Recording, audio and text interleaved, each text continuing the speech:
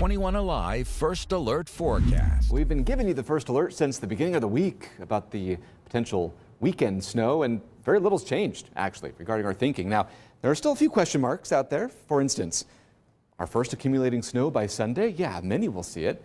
Not confident everyone is going to see accumulating snow, but I would say confidence is growing that some sticking snow is going to happen. If not by Sunday morning system, certainly with some lake effect snow showers. And speaking of, there could be some impacts from lake effect snow Sunday night into Monday.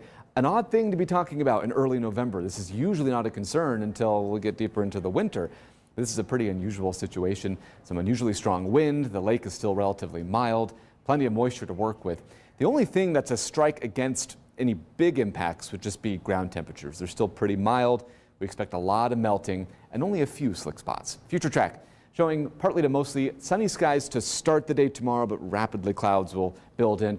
We're calling it generally mostly cloudy throughout the day, with rain not likely until after sunset. But here we are at about 7 p.m., a little bit of light rain. This is actually going to help with the melting process a little bit later on, because temperatures will likely not even get below freezing all through the night, Saturday night into Sunday morning. And yes, it can still snow when it's above freezing, and that's, some would argue, the best kind of snow because you don't really get the impacts associated with it, but it's pretty to look at still. So we got a little bit of moderate snow in South Bend by about 1 a.m. It doesn't quite reach northeast Indiana and draw in enough cooler air until maybe 3 or 4 a.m. north and west of Fort Wayne. Still looking at some moderate to heavy rain in and around the city and points south and east by that point.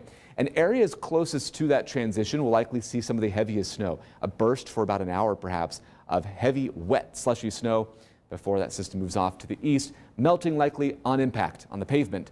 The grass mulch, though, will likely carry some signs of what occurred earlier. If you plan on waking up at around 7, 8, 9 a.m. Sunday morning, you'll probably still see what's left over. But we're looking at some lake effect snow showers not arriving until later Sunday afternoon and early evening.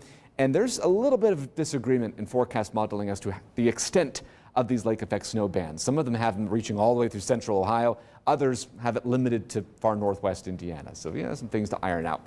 There's always something to iron out, I guess. But because of that potential for lake effect snow, we are putting that risk there. There could be a few impacts late Sunday into Monday, because by that point, temperatures will be below freezing.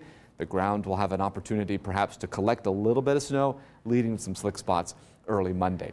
So what about accumulation? Well, for I'd say half the area, northern half, Fort Wayne North, looking at about an inch, maybe 2, if the snow is heavy long enough into early Sunday morning. Again, mostly on the grass. South of Fort Wayne, that transition will happen later, and therefore half an inch or less is expected. We're putting the green light on travel plans early Sunday. But by late Sunday into Monday, we could see some lake effect snow. This is highly, highly dependent on where where the wind, of course, comes into play. A stronger northwest wind would impact us more than, say, a westerly wind. That'd be more of a Michigan problem.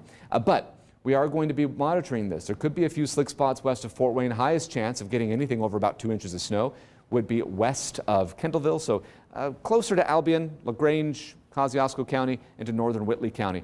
Got a chance of seeing some additional accumulation from those more prominent lake effect bands. Wind chill, of course, into the teens as early as Sunday night.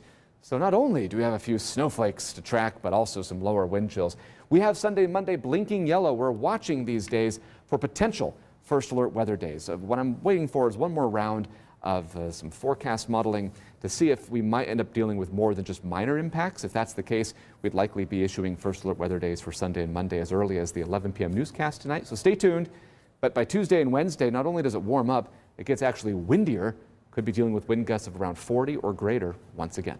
Okay, the latest on some big news stories, a very important weather forecast, and some football highlights tonight at 11. There's a lot going on. Yes. Yeah. Matt, thanks for everything. Of course. And everyone, to have your forecast at your fingertips anytime, day or night, download the 21 Alive weather app at Google Play or the Apple App Store. And as we head to break, let's take a look.